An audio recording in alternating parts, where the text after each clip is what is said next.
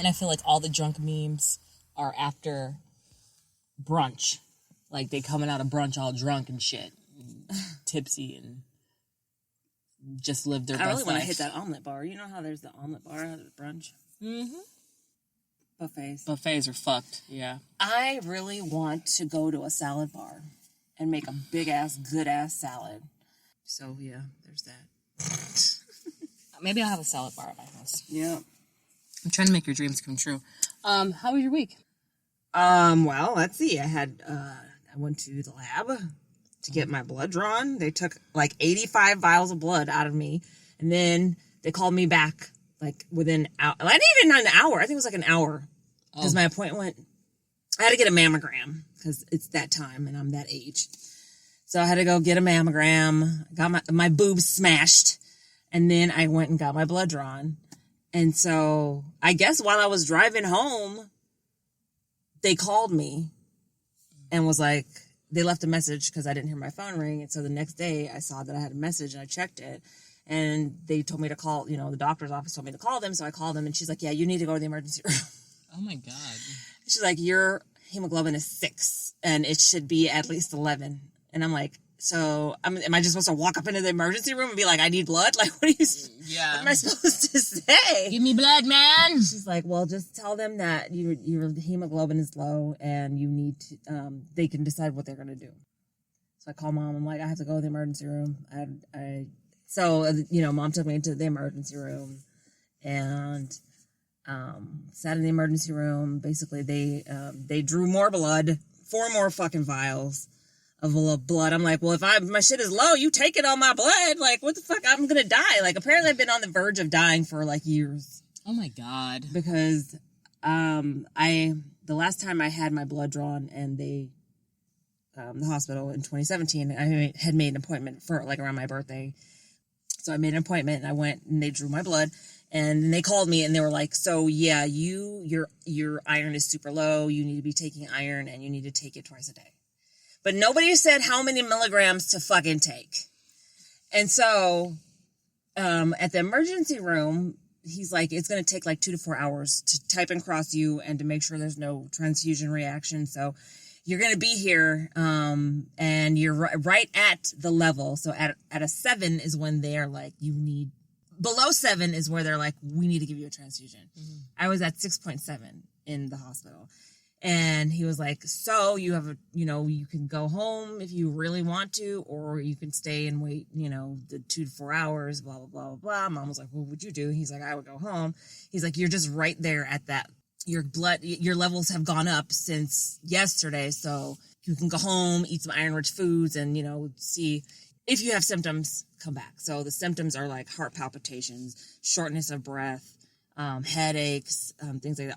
All of which I've had, by the way. I've had you've been having this. I didn't realize that that's what they were symptoms of. Well, shit. But I had been having this before I went to the doctor. Before, I've been having these symptoms for months. Okay, so that's what's wrong with you.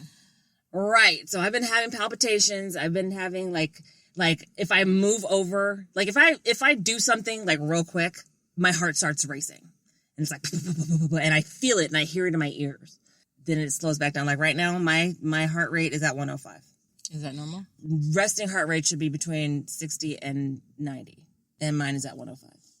So, I know that it's high. Well, now it's gone down to 100. See, that's why. And I'm like, I'm glad I have this watch. It's when you get excited and you start talking and you get all like. Well, if I'm like sitting at home, like on the bed watching TV, it'll get to like 85. I am trying to get my iron up and produce hemoglobin, so I'm trying to eat, all iron-rich foods, and they didn't say I couldn't drink, so... It's not like alcohol messes with your iron or anything, so cheers. Thank you for... we're glad you're with us still, Brandy. But yeah, apparently I have half of the amount of blood in my body that I'm supposed to have. Do you think it's due to, like, your heavy cycle? Yeah, because like that ended last week, like before I went to, that ended on Monday actually. And I went to, so yeah, cycle ended Monday, had blood drawn Wednesday.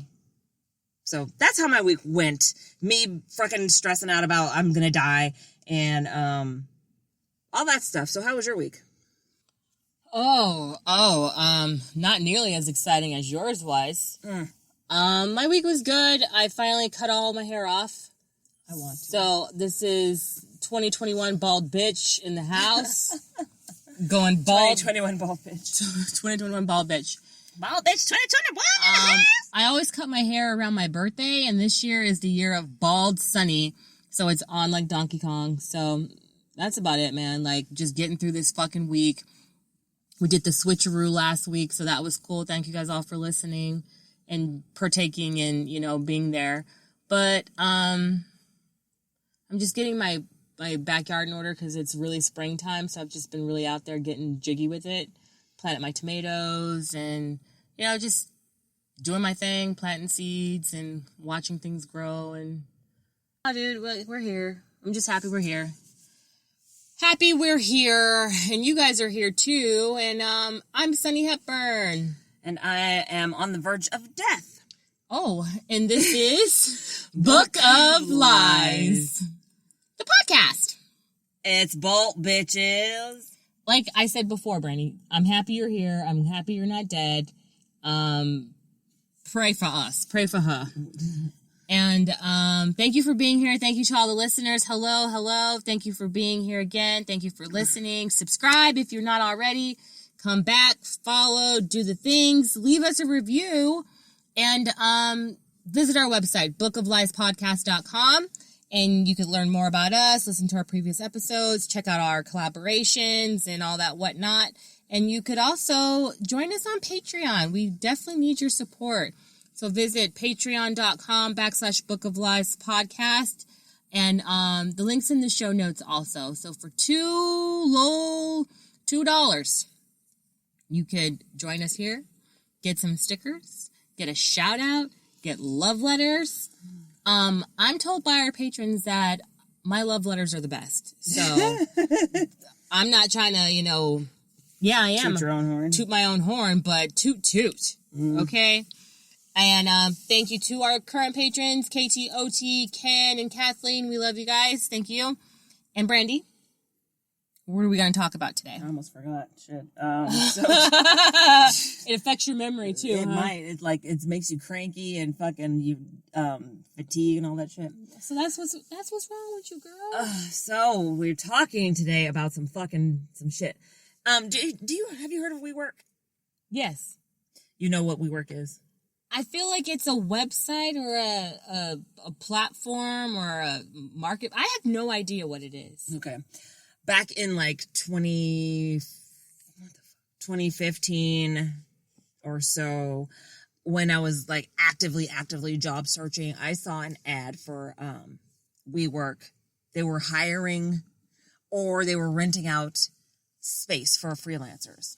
They were looking for freelancers to rent space. So what space sharing co-working environment where you can go and you can rent a desk or an office. Got it. And that is your workspace until, I guess, your lease is up or whatever. Mm-hmm. So we're talking about the downfall of WeWork. And today's sources are the documentary on Hulu, WeWork, or the making and breaking of a $47 billion unicorn. Shit.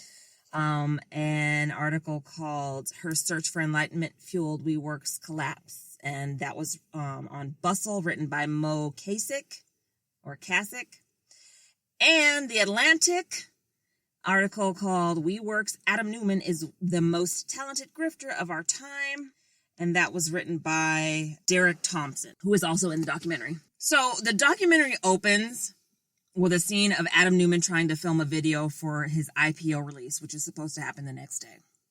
And immediately I find him super annoying. He's from Tel Aviv, Israel. Mm-hmm. He has an accent. And he's supposed to be this charming guy, but all I get from him is really a person that I wouldn't want to be around or interact with. That's what I get from him when I hear him talk, when I hear him speak. He's really annoying. He's stumbling over his words, and then he's joking around, but he's not filming any of the video, which is supposed to, it's supposed to accompany his IPO release for they call it the 2 weeks at the beginning of an IPO release is called a roadshow. So he has to have a video. That's just what happened when your company is going public. So it's showing him, he's talking and he's really pontificating, and I just don't fucking like him. Okay, so he founds WeWork with another guy who is a real estate developer. Shit, I forgot what that guy's name is, but he's more like a silent partner, so they don't really talk about him much. His name is Miguel something. He's a real estate guy. So he founds WeWork, and again, it's an office space sharing, co-working business, and essentially what their business is real estate. He buys buildings, sections them off, puts desks in, puts offices in, and then rents the space. Okay. That's what it is, right? Okay. But they're putting on this veneer of being a tech company because they're offering this space, but they're also trying to build a community, is how he puts it. They're trying to build a community. They're trying to change the way people interact. And he wants people to, you're co-working, and the claim the company makes is that they want to elevate the world's consciousness. Okay. What does that mean? I don't know. Those words are meaningless. I mean, if you say elevate the world's consciousness, so are you saying that we're not paying attention? Like, I don't understand. Question is this. You say you want to elevate the world's consciousness by doing what? How are you going to go about it? Not by renting desks to people. What else are you doing? So basically, he created this cult-like environment. Ooh. That's basically what it became. So he's married to a woman who also, fucking surprise, surprise, Rebecca fucking Paltrow. Is she a Paltrow? Cousin of Gwynnie. Oh. They're really close cousins. Rebecca is concerned with enlightenment. She studied yoga with the fucking Dalai Lama and meditation. And she went to India to meditate in front of the Dalai Lama. And she's a member of the Kabbalah Center. And she's, studying, I was going to say Kundalini yoga, not Kundalini yoga, that other yoga, Jivamukti yoga. Jivamukti. Yes. She's, so she wants to be a yoga instructor. And at one point, she studies yoga under Uma Thurman's brother. And because he's a yoga, I'm a yogi over person. all this incestuous right. It's really stuff, fucking I'm over it. It's gross, right? So they're these types of people. She grew up with a bunch of money, and she grew up in this little bubble of people that have money who don't realize that everybody doesn't have money. And so just like her cousin, she's really fucking obnoxious. Maybe oblivious? That too. Okay, so when they met, she was an aspiring yoga instructor, and at some point she tried to become an actress. Really wasn't in anything that anybody knows. I looked up her IMDb. There's 5 things on there, and none of them are anything. Rebecca Paltrow? Yes. Okay. Now it's Rebecca Newman. But I think on IMDb it's Rebecca Paltrow Newman. Eventually, once they start WeWork, she writes a short film, and she gets Rosario Dawson and Sean Lennon to star in it with her via her, Kabbalah Jivamukti people. They managed to, get them to star in this movie with her. There's all of these clips of him telling people how that when they first met, she told him, you're full of potential, or you have a lot of potential, but you're full of shit. And that everything he says is fake, and that he needs to go after his passion. And if he chases his passion or finds his passion and starts a business with his passion, then he can't go wrong. With your passion. Right. When he came to this country, because he's from Israel, when he came to this country, he had an idea for a company called Crawlers with a K. Okay. And their slogan was, just because they don't tell you doesn't mean they don't hurt. The idea was for these padded pants with knee pads for babies that were crawling. Because why would babies need fucking knee pads when they've been crawling just in diapers for years and years and years and years and years and thousands of years?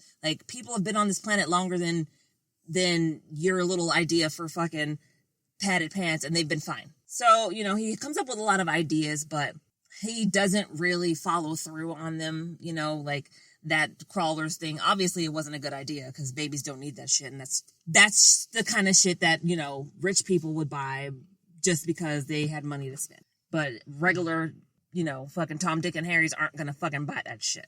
So he then comes up with this idea for, he calls it a capitalistic kibbutz. You know what a kibbutz is? A kibbutz? Yeah. It's basically like a commune, a bunch of people in the same space. Okay. Because he grew up living on communes. So it's, you know, basically he comes up idea for this co-working environment. And he says it's no longer just the idea of me, it's we. So he calls it WeWork.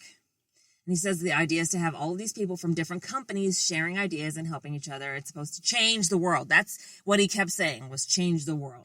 He hires his first employee and he tells her, I want to be open and full in 3 weeks. So he wants the building open, and I don't know how many floors are on this building, but it's a bunch because they're in New York.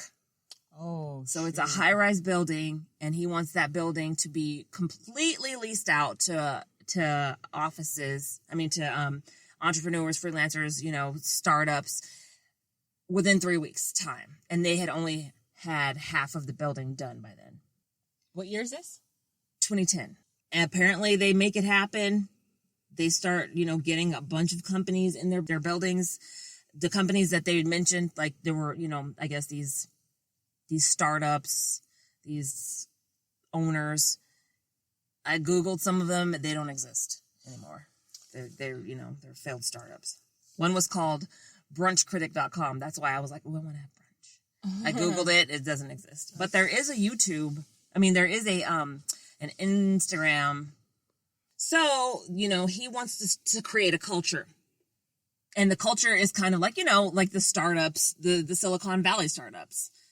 He's in New York, so he says he wants to make his company like the Silicon Valley of New York. He believes that by having startups begin in WeWork space in New York, that he can create the next Silicon Valley in New York. I think that's very difficult.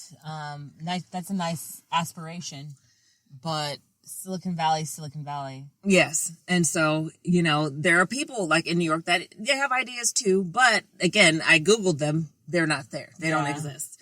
So, I mean, some of the people that worked in there, of course, their businesses are working because they were working also with WeWork to, like as jobs. Like there's a party planner guy, that his business is thriving. There's another guy that, he's a tech guy. He has like bots, and like he comes into play when we learn about what's actually going on within the company of WeWork. But otherwise, yeah, like most of them don't exist anymore. So they start throwing these events, company events, and it's for members. The people that rent their spaces are called members. Mm-hmm. So it's for members and it's for employees of WeWork. And he throws this event. It's called Summer Camp. Rebecca Paltrow's aunt owns a summer camp in Connecticut or somewhere like that. And so they have this access to this camp. So he was like, I want to throw this event. So the guy that I'm talking about, the event planner guy, mm-hmm. They pull off this big ass fucking summer camp thing. They fucking have survival skills, wakeboarding, inner tubing, and there's booze galore. That sounds fun. Meanwhile, the company members, the people working for the company, are required to attend these like lectures and seminars and shit that are all put on by Adam Newman, mm-hmm. the owner. They're like 8 hours long. No. And they're at night. Nope. I'm going to sleep. So it's the seminars. Adam and Rebecca are just doing a whole bunch of yoga speak, saying a bunch of words that don't mean shit. Fucking just like, oh yeah, we're going to create a culture where, you know, we're elevating the world's consciousness. By doing this, we're going to be able to change things. We're going to be able to solve problems like children in abusive homes. And I'm thinking, how? What exactly is the change that you're making to the world that you're going to solve the problem of children coming from abusive families? Yeah. Please explain. Hurt people. You're going to stop people being hurt? I need an explanation. I need to understand how you plan to do this, because it sounds like you're just saying words, but you're not actually doing anything. Gobbledygook, and people like to fucking talk the talk. Oh my God, and not walk the walk. The people they had in these spaces and the people they had working for them ate it up. I bet it was like a cult. Yep. And at one point, there was this lawyer guy. His name was Don Lewis. They went to, he had another seminar event at some fucking hotel or something. And there was I think it was a janitor he was working, or an usher or something. He said it was an older black guy. And the guy was like, so what's it, he was like, oh, what kind of company is it? What do you guys do? What is the company about? And by the end of the conversation, he looked at him and he was like, is this a cult? So, it's that type of shit where it's like you say a whole bunch of words, they don't mean anything. Like if you told me, oh yeah, my company's trying to elevate the world's consciousness, I'd be like, what does that mean? It's because a lot of people don't know what it means, and they are trying to, fit in and not seem stupid and not ask any questions and just go along for the ride. But guess what, bitch? My hand is up. What does that mean? Just like with Scientology, we're trying to clear the world. What does that mean? Of what? What does it mean? They like to talk and confuse you. And, like, honestly, that's why I'm such a skeptic now. Like, anytime someone has something to say, I'm always like this. Like, get to what you want. Like, what are you talking about? What do you want, and what are you talking about? They end up, packing their offices. They appear to be super successful. Adam decides, okay, we're gonna do this. We're gonna do this with the way people live. So he starts another space sharing venture called We Live, where, guess what? People are now living together in communal settings. That he rents, he does this big building renovation. People have these shared spaces. Of course, there's a shared, kitchen, and, everybody has their own, room. Is it crazy cheap or something? No. And the people that are doing this, that are staying in the We Live place, most of them are already employees at WeWork. So maybe they get an employee discount? I'm guessing they probably didn't have to pay to live there. Okay. Because they weren't paid very well. Like at WeWork, he was like, they basically weren't being paid the same rate of whatever the job is that they were doing at another company, because he was like, you are being offered, you have stock options. So you're going to take less pay, but you have stock options. Which you can't even swap or sell or share until they're fully vested. So you have to wait 5 years. And what is the stock option? Like, you're not a public company, so what is the stock option? Trickery. Yeah, so he's telling people this, and it's a bunch of kids. It's a bunch of millennials. They're all in their 20s. You're a millennial, and no, they're not in their 20s. Oh, this is in 2010. This is in 2010. And okay, I was like, they're in their 20s, me? and I'm not a millennial. I am a Gen Xer.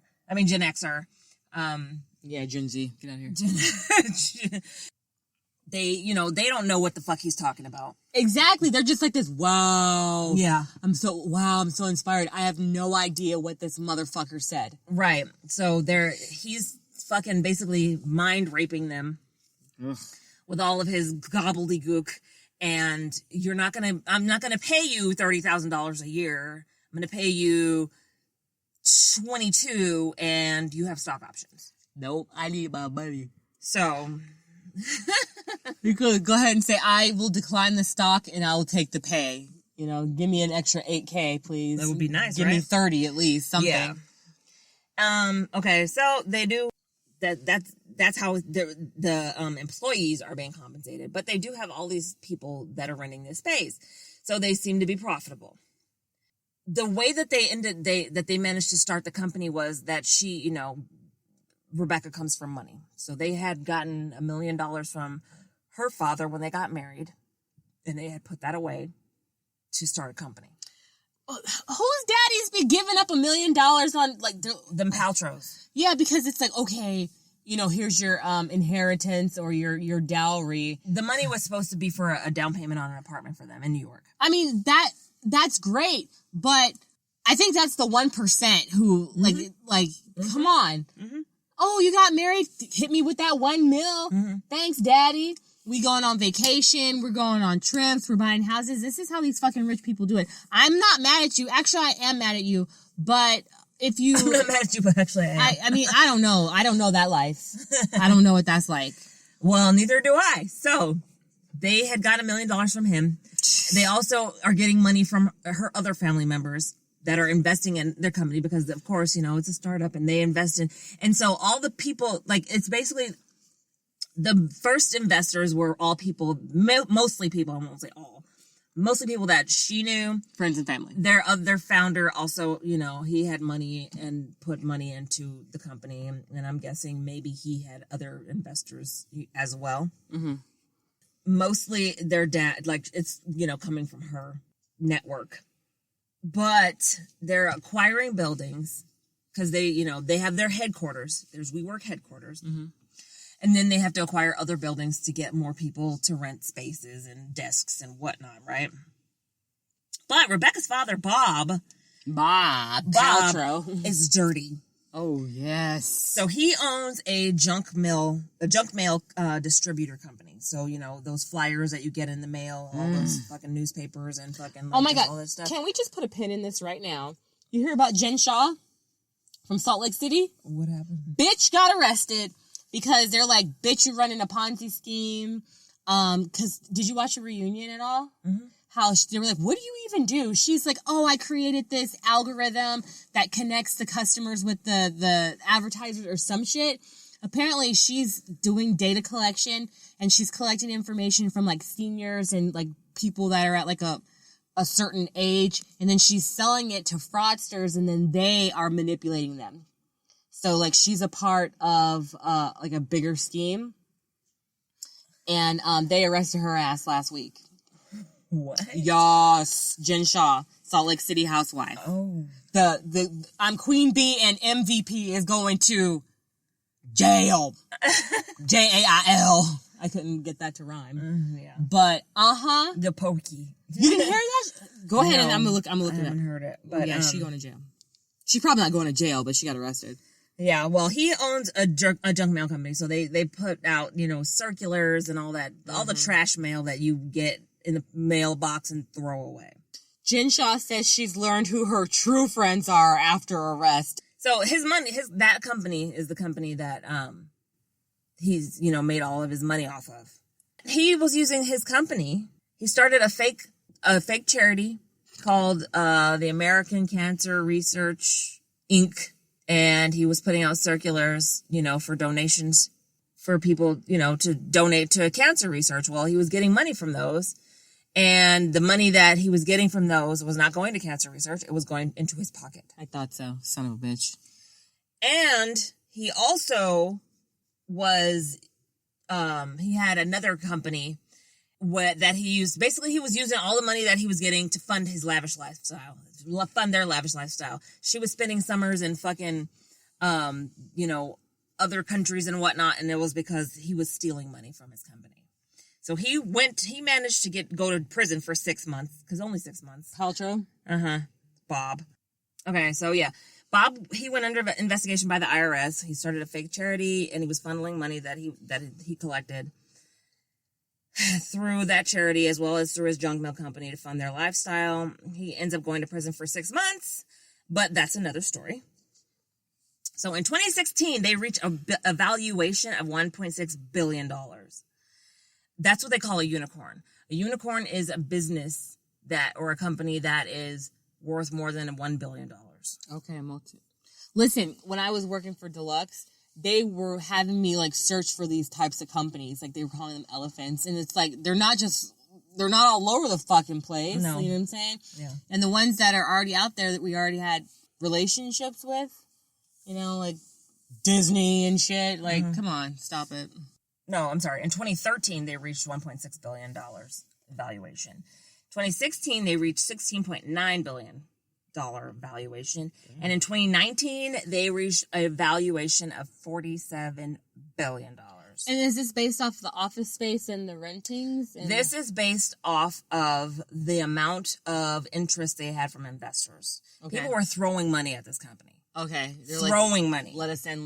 They had Ashton Kutcher as an investor. Ooh. But Adam is also kind of a dickhole. He manipulated his employees, and he would say things like, and he would like stand in the middle of the office and say, I can fire all of you and do all this by myself. Okay, well then do it, you son of a bitch. He had this one chick who was his assistant, and then she moved from being his assistant to some other position, a higher position in the company. And she said that he was doing her review and they were in one of the glass offices. And he was like, you're doing a really good job. And then some bitch walks by and he's like, but you're not her. He's like, you could be her, but you don't have the confidence that she does. So then the girl goes home and she's scrutinizing herself, trying to figure out, well, how can I be like her? Because the girl, she said, was like peppy and happy and, you know, and I'm just thinking, what kind of fucking boss says this to their fucking employees? A dickhole, like you said. Right. He was also really volatile. Those are the people you don't want to work for. Not in the sense that he was a yeller. He didn't go around yelling at his employees, but he was like erratic. He would go, they would have events or so he was getting an interest in other, you know, from other investors, and they would do like these tours. They would take them on these tours and they would go into like the We Live space, and they would tell them before the tour was going to happen, like 10 minutes before the tour, hey, go into the space and just, you know, take your laptop and just hang out. And he would go in there, and then they also had like a bar in those spaces, so they would have a few drinks. Nice. And then he would start talking about how he envisioned the company, and then he kept expanding the vision. Like, oh, this could be this and this, and every time they would have a freaking tour like that, it would be like, it would just change everything. He was always changing the vision for the company. So, oh, you know, we're going to elevate the world. And then, oh, we're going to, you know, end world hunger. And we're going to do this and we're going to do that. Just shit like that. Mm-hmm. And like the people were starting to get sick of it. It's annoying. Yeah. It's annoying. Right. I would have quit. I can't work under these circumstances. Oh, and then, so, you know, they would do, every Monday they had onboarding for new hires, new company. Yeah. New hires or, you know, new members. Mm-hmm. And they said that they would be out in the main, I guess, wherever, hollering, we work. And meanwhile, people are in their office spaces. I'm fucking working, you fucking knob. Yeah, get out of here. Trying to work. And they hear all this shouting. And he said, they were saying, you know, it was really a difficult place to work because of shit like that. So their turnover was high. He was like, oh, yeah, this is a place where people come and they want to stay, but that wasn't true. That's a lie. Also, he was creating a boiler room environment, talking about, you know, you need more members. We need more members. We need more members. And the way that the salespeople were working it was like they would, if somebody was like, okay, yeah, sure, I will, you know, I'll consider renting a space, they would include that in their numbers that, you know, they had a sale for that day.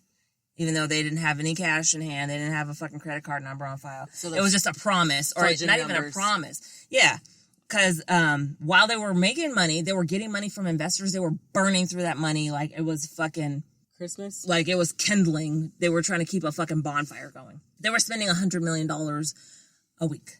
On what? Shit. He was buying buildings. Oh. He kept, you know, buying buildings. They were putting together these fucking events. Okay. They were just spending. Oh, also, they were spending money on his stuff. He had, at one point, he was saying that they needed to cut revenue. I'm like, how do you cut revenue? You don't cut revenue. You cut costs. Yeah, you cut the fat. Right. Cut the fat. I believe they meant costs. So that meant that he had to fire, they were trying to fire 7% of their employees. To cut costs by 7%. Mm-hmm. And that's not exactly how the ratios work. Like you don't cut 7% of your workforce and then say that's 7% of your costs, because that's not how it works exactly. Yeah. But whatever. Yeah, no, they were cutting 7% of their employees, and each person had to cut 7% of their team. So they did a fat cut. They did a big cut. Mm-hmm. So backers are trying to throw money at this company. Meanwhile, yeah, they're trying to cut some fucking jobs. They fire one of the bitches. They get interest in from a company called SoftBank, and it's owned by this Masa Son guy, who basically the fucking largest venture capital company in the world. Wow. In the fucking world. That's impressive. Eventually, like, he's like, you know, your company is overvalued and it's really replicable. Like, I could buy some buildings and rent out the space. Like, that's what it is. I could do this myself too. But he is an investor in tech companies. And while WeWork is trying to, they're trying to brand themselves as a tech company, they're still just a real estate company. Like, there's no doubt about that. You don't do tech, you do real estate. Masa-san basically convinces the world that they're a tech company because he invests in tech companies. And because... So his seal of approval and investment kind of put them on the tech. Yep. He throws $4 billion at them. Jesus, throw $4 billion at me. Throw like $1 million at me. He says, this $4 billion is for you to go global. Ooh, nice. You need to go global. You need to be the best at this. You need to do this, and this company needs to be worth $100 billion in a year. Wow. So Adam's like, okay. So get after it. They start buying up fucking, property all over the world. And they start WeWorks all over the world. Because then obviously when they have all these office spaces and they're renting it, that's where their value is. But that's, yes. With the real estate that they own. But they're burning through $100 million fucking week. I'm not talking about the money that they're spending. I'm just talking about like where their worth is coming from. Like it's not coming from that, because the only reason that they're valued that high is because of the interest in the company. Right. Like their stock, because are they private company or public? They're private. Oh, okay. Never mind. They're a private company. Never mind. My bad. So as they're expanding globally, they're doing it so fast that they're trying to open these buildings, and on the days that the building is supposed to open, people are still painting, light fixtures aren't in, fucking air conditioning's not working. They're fucking up. Okay, they're fucking up. Yeah, they're fucking up. Adam, meanwhile, he's on the cover of Forbes, and he brings Rebecca on as a founder. He basically just installs her as a founder and gives her the title of strategic thought partner. She brings her woo-woo shit to the company, and she has her spiritual advisor meet with the C-suite, on the weekends, and she's just really fucking gross about it. She also decides that while, they're doing all this, that public schools, or private schools, I'm sorry, not public, because of course they would never go to public school. The private schools that are available to her children on the East Coast and on the West Coast aren't good enough. So she starts a company called We Grow. We Grow weed. We Grow is based inside of the WeWork headquarters. They build basically like a fucking elementary school. I'm going to say it's like a daycare, because that's what I think it would look like. But they build a school inside the fucking WeWork headquarters.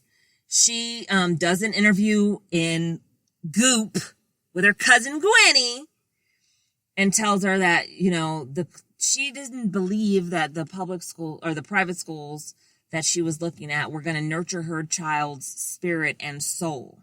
So she decided she wanted to open one because they should be learning how to start a business at 5 years old. What? Yeah. She believes that elementary school children, kindergartners, should be already learning to start a business. They should be teaching them entrepreneurship. Bye. At 5. At 5. The school has a $30,000 tuition fee. And the people that work in the fucking building, in the company, can't even fucking afford to buy spaghetti. But she's charging people $30,000 to have their kid come to this fucking bullshit ass, fake ass school that she decided to fucking just open up inside of WeWork. Meanwhile, Adam is saying that the company's profitable and, it's such a great place to be. But their members are leaving left and right. They kept getting money for some reason. Because people don't see... People on the outside don't see what's going on the culture on the inside. Like that Glassdoor shit, that shit don't mean nothing. When people go online and talk all kinds of shit about the company, there's still investors that still want to like... Well, I don't even think they were doing that because they weren't allowed to. Like they had a member happiness policy. And so one of the people that were, renting space in there, they had... The guy that I told you about, the one that had this bot, it evaluated how many people were actually leaving WeWork, how many members were Oh. it was retaining, because he was like, we have a 100% retention rate or whatever. And it turned out that wasn't true. And then it turned out that, the employee satisfaction rate wasn't what they said it was. So he was working for WeWork as well as renting space in WeWork. And they had posted a blog post basically, revealing this information.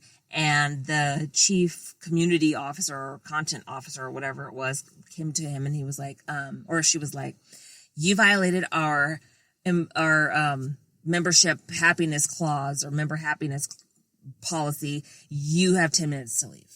And they basically chucked them out. So yeah, they were really good about, keeping a lid on the truth. Mm-hmm. Okay, so he's doing interviews all over the place, and when he's asked if the company is profitable, he's saying, well, we can choose when we want to be profitable or not, because we go on EBITDA, and EBITDA says that, we have blah, blah, blah, blah, blah, yada, yada, yada. And so right now we're at a profitable state, and we don't see that changing in anytime in the future. You know what EBITDA is, right? EBITDA. Earnings before interest, taxes, depreciation, and amortization. It's the measurement of how profitable a company actually is. Okay. So it's basically you take the revenue, and then you take all of the company's costs. Yeah, all of the company's debt, expenses, all of their expenses, and then you measure it against that and see how profitable they were. Well, what they were doing was they had a thing that they were calling community adjusted EBITDA. So what they were doing was they were removing expenses like rent, design, marketing, and fees, and the only thing they kept was debt. And they would include those numbers, the rent, design, marketing, fees, they would include them in the revenue.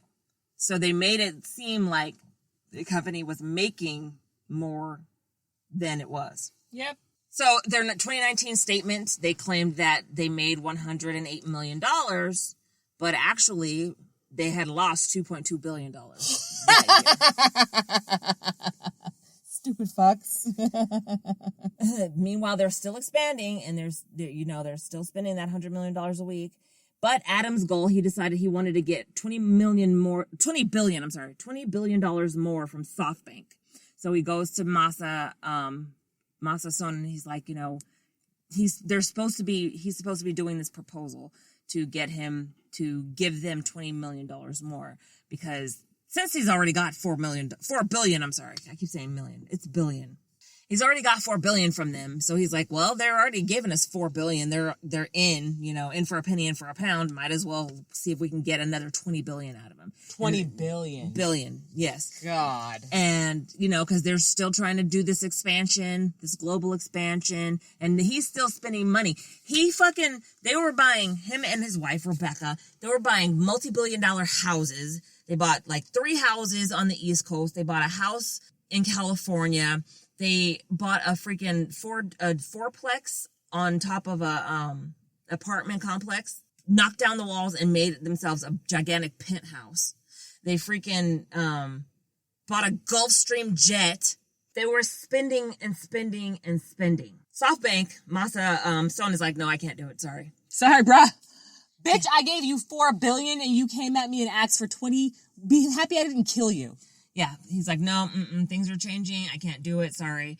So the only way that they can conceivably get the money they need now is to go public. To go public, they have to fill out an S1. And, an S1 is a form that you fill out. It tells the world about your company, and it's supposed to drum up interest, and it should state all of the facts about your company. Mm-hmm. Rebecca wrote the S1. Okay. And, of course, the first page has some woo-woo mumbo-jumbo bullshit on the first page. We dedicate this to the idea of we, blabbity blabbity blue blue blue, yada yada, blah blah blah. I'm getting high on my own farts. So people are like, what the fuck is this? This S1, somebody said it read like a novel written by a person who was tripping on shrooms. How do you know? And while they're supposed to be going public, Adam is doing bullshit. So he's fucking he took $700 million out of the company. But again, he's starting this IPO asking the public, put money into this company. He buys a bunch of buildings and asks the company to lease them from him. He has this is in the S1, has the company paying $6 million to use the word we in the business name. All kinds of weird ass bullshit. There's a there's a clause in there that says that if anything should happen to Adam, that Rebecca will choose his successor. Like, how does that work? They're married, right? Yeah, but that's not how business works. Especially public businesses. No. So, yeah, everybody's like, what? Huh? The hell? But again, he's having issues filming the fucking film for the roadshow. They had scheduled him to come in and shoot this video multiple times, and he never showed up. When they're supposed to be, getting shit together and getting shit done to launch the IPO, his ass fucks off to the Maldives and goes surfing for fucking a month. Must be nice. Meanwhile, the company is running, and you're supposed to be going public. But what are you doing? Why aren't you here? So the day before the IPO is supposed to launch, he's having trouble shooting this video. Well, the next day, the morning of the IPO, the company's like, we can't do this. They pull out. News has already broken that they're supposed to be going public. People have been waiting for them to go public. What year is this? 2019. Okay. People have been waiting for them to go public. Yeah. And suddenly they're like, no, we're not going to do it. I think we got a little ahead of ourselves. The company fucking basically goes from a valuation of $6 billion to damn near bankrupt in 6 weeks. Because they're not getting money anymore. Because they backed out of the fucking IPO. So people aren't interested anymore. Right. So then an article comes out about Adam. And there's a story in it of him going to Israel with a bunch of friends, smoking weed on the plane. Then while they're in Israel, they didn't smoke all the weed, so somebody had tried to hide it in a cereal box, and the crew of the airplane on the way home to the U.S. found it, kicks Adam off the plane. Mid-air. He wishes. So now he's got to find his own way home to the United States. That pisses off his investors. I bet. People don't want anything to do with him. He's a fuckboy. They're like, you're a fucking criminal. We don't want shit to do with you. The company's like, we're going to need you to step down. We're going to need you to step down. They pay him $1.7 billion. To step down? To step the fuck down. Can I get paid to step down? $1.7 billion. That's a nice loss that you had there, my friend. That's a nice loss. To walk away from this company. I bet you he owes like way more than that, though. Oh, no. See, at the end of the documentary, it showed that he was going to get like $500 million from SoftBank, and he was going to get another, a bunch of other money from, like the loans and shit. He got an extension on the loans and stuff. I was just like, what the fuck? Like, this motherfucker is charmed. Mm-hmm. Him and his wife escape. They go hide in Tel Aviv for a while. Mm-hmm. WeWork, which is still functioning, barely, they lay off 6,000 employees. Wow. That's a bow. Mm-hmm. That's nasty. Yes. But they have, WeWork, the company WeWork says that they plan to be profitable again in 2021. Adam and Rebecca are back in New York, starting some more bullshit. They're starting a school for their fucking kids. Something like live forever, learn forever. I think it's bullshit shit. when you're like, oh my God, the schools that I have options are trash. I'm just going to start my own school. Yeah, it's gross. Fuck you. Fuck you. Yes. So that's the story of WeWork. Fuck you. And Adam Newman. And Rebecca Paltrow Newman. Well, they're dumb. I bought some roller skates yesterday. Oh, cool. Where? from? Big 5. Oh, okay. Listen, I'm gonna be out there like, with my skates. So I'm not supposed to do anything like strenuous, and it explains why. Because like I got like winded really fast when I was skating. I was like I couldn't fucking breathe. It's because of this fucking shit. It sucks. I'm like I'm not supposed to do anything except fucking just chill for like your situation until my blood comes back. Until I get the blood back. All right. Well, I got some skates. I'm gonna play with those. So I forgot to mention that. Sorry.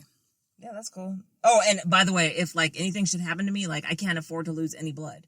I would literally die if I lost like any blood. Girl, I give you my blood. You'll be okay. I'm a universal type donor. O blood. I give you that old goodness.